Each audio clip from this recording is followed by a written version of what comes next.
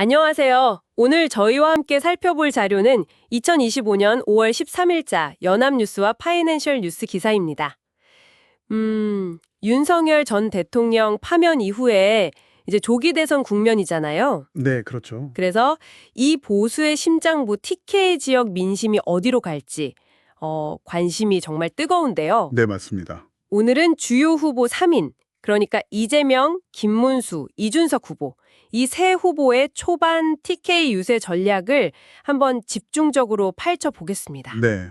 당신께서 궁금해하실 그 TK의 현재 분위기, 또 각 후보 전략의 핵심, 이걸 좀 명확하게 짚어보려고 합니다. 네. 이번 선거가 특히 TK 지역 유권자들한테는 그 의미가 좀 남다를 수밖에 없죠. 그렇죠. 전통적인 지지 기반을 좀 다지려는 그런 움직임도 있고 또 동시에 뭔가 변화가 필요하다 이런 목소리도 있고요. 네. 그래서 각 후보가 이 복잡한 민심 속에서 어떤 해법을 내놓고 있는지 그 전략을 비교해 보는 게 중요할 것 같습니다. 좋습니다. 그럼 먼저 더불어민주당 이재명 후보부터 볼까요? 네. 여기가 전통적인 험지인데 상당히 공을 들이는 것 같아요. 안동 출신이라는 거 말고 또 뭐가 있을까요? 자, 이 부분 좀 더 자세히 보죠. 이 후보는 역시 그 실용주의하고 인물론 이걸 핵심 키워드로 잡은 것 같습니다. 실용주의와 인물론. 네.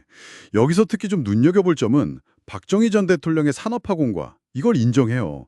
인정하면서도 박정희 정책이면 어떻고 김대중 정책이면 어떤가 이런 말을 했거든요. 아, 그런 발언이 있었군요. 네. 그러니까 진영 논리를 넘어서자 오로지 민생 해결 능력, 실력으로 평가해달라 뭐 이런 호소죠. 제명이는 남이가 이런 구호로 좀 지역 감성에 다가가면서도 동시에 수도권처럼 정치 경쟁이 치열해야 지역이 발전한다. 이러면서 지역주의 타파도 주장하고 좀 흥미롭네요. 네, 그렇죠.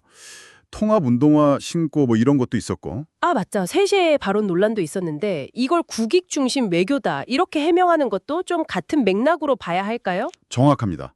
어떤 이념적 프레임, 여기서 좀 벗어나서 국익, 실용, 이걸 최우선으로 하겠다 이런 의지를 보여주는 행보로 해석할 수 있겠죠. 네. 그리고 또 시인 이상화 고택 방문해서 대구의 문화자산이 TK 미래를 여는 열쇠다 뭐 이런 언급도 했고요. 지역 맞춤형 비전까지 제시하려는 시도인 것 같아요. 이런 실리 강조 접근이 전통적인 보수 표심에 어떤 영향을 줄지 당신께서도 아마 주목하고 계실 겁니다. 네. 자, 그럼 반대로 국민의힘 김문수 후보. 이재명 후보와는 상당히 좀 결이 다른 것 같은데요. 맞습니다. 전통 지지층, 그러니까 집토끼 단속에 집중하는 모습인데 구체적으로 어떤 행보인가요? 김 후보 전략의 핵심은 역시 보수 가치를 다시 확인하고 지지층의 자긍심을 좀 높이는 거 이렇게 요약할 수 있을 것 같아요. 자긍심 고취. 네, 박정희 전 대통령을 위대한 세계적인 지도자 이렇게 칭송하고 또 국가 위기 때마다 TK가 중심 역할을 했다 이런 점을 막 강조합니다. 아, 보수 핵심 지지층의 결속을 다지려는 거죠. 더 큰 틀에서 보면 그 윤 전 대통령 파면 이후에 좀 흔들릴 수 있는 보수 민심을 다잡겠다.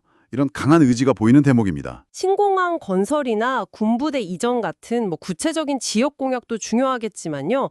대구에 있는 반려동물 병원을 방문한 건 좀 의외인데요. 이건 어떤 의미가 있을까요? 네, 그 행보는 아마도 반려동물의 애정을 보였던 윤석열 전 대통령을 좀 떠올리게 하려는 그런 의도가 있을 수 있습니다. 지지층 사이의 어떤 정서적 유대감 이런 걸 만들려는 시도일 수 있죠. 아, 그럴 수 있겠군요. 네, 그리고 저는 결혼하고 총각이라고 한 적 없다 이런 발언으로 이재명 후보랑 좀 각을 세우기도 하고요. 네. 또 경선 경쟁자 캠프 인사들 영입하면서 당내 통합 이미지도 좀 부각시키고 여러 가지 노력을 하는 거죠. 다만 윤 전 대통령 탈당 문제는 본인 뜻이다 이러면서 약간 거리를 두는 모습이고요. 그렇군요. 자, 이제 정말 흥미로운 지점입니다. 개혁신당 이준석 후보. 네, 앞선 두 후보랑은 길이 확연히 다른데요. 이 후보의 전략은 뭔가요? 이 후보는 딱 기존 보수와는 다르다. 이걸로 보수 대안론을 내세우고 있습니다. 보수 대안론. 네, 김문수 후보를 향해서는 양머리 세겹쓴 후보 이렇게 강하게 비판하고 동시에 윤석열 전 대통령 출당까지 요구하면서 선명성을 강조하고 있죠. 이야, 상당히 세게 나가네요. 그렇죠. 기존 보수 세력하고 자신을 명확하게 좀 분리시키려는 그런 시도라고 봐야겠죠. 젊음을 내세우면서 김 후보 찍으면 결국 이재명 후보 돕는 사표다. 그러니까 자기를 중심으로 뭉쳐야 한다. 이렇게 주장하는군요.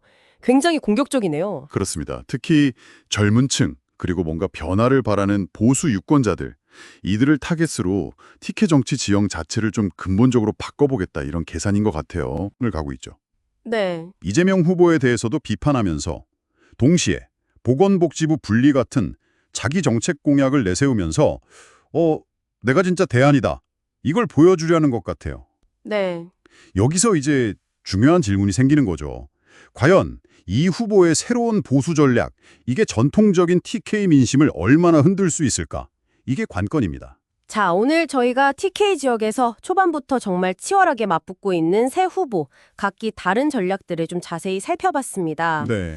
이재명 후보의 실용주의와 인물론, 김문수 후보의 전통 보수 결집, 그리고 이준석 후보의 보수 대안론까지 이 모든 상황에 우리에게 뭘 시사하는 걸까요? 결국 TK 유권자들이 지금 중대한 선택의 기로에 서 있다.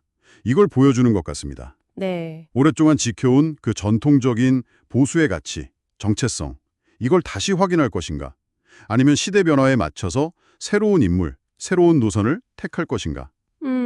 각 후보의 전략은 바로 그 고민 지점을 파고드는 거죠. 특히 저는 그 이준석 후보의 등장이 TK 보수 내부에 있을 수 있는 어떤 잠재적 균열, 그러니까 전통적인 안보나 가치 중심 보수랑 실리나 개혁 중심 보수, 이 사이의 노선 갈등이 좀 표면화될 수도 있겠다. 이런 신호로 읽힐 여지도 있다고 봅니다. 아, 그렇군요. 당신께서도 이 자료들을 보시면서 아마 많은 생각을 하셨을 텐데요. 마지막으로 당신께 이런 질문을 던져보고 싶습니다. 네. 이 정치적 격변기를 맞은 보수의 심장부 TK에서 유권자들이 최종적으로 후보를 선택하게 될 가장 결정적인 기준은 과연 무엇일까요? 흔들리지 않는 이념적 정체성일까요? 아니면 지역 발전을 위한 실질적인 약속, 그것도 아니면 미래를 향한 어떤 새로운 시대 정신일까요?